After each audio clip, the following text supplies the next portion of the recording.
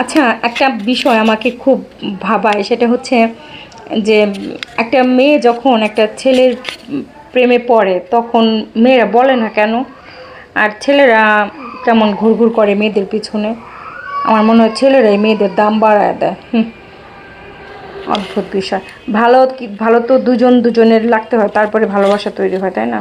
তো ছেলেটারই কি একা মেয়েটার ভালো লাগে, মেয়েটার কি ছেলেটাকে ভালো লাগে না?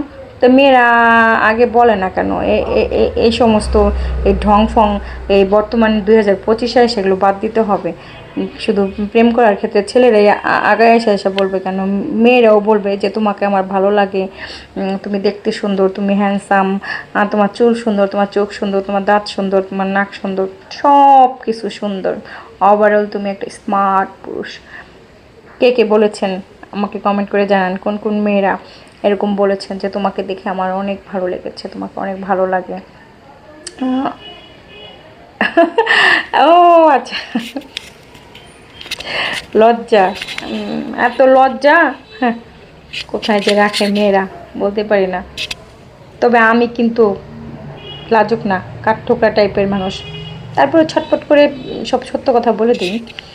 এখন আবার প্রশ্ন করে বসেন না যে ভাইকে কি আপনি আগে প্রপোজাল দিচ্ছেন কিনা। No no no, never never never.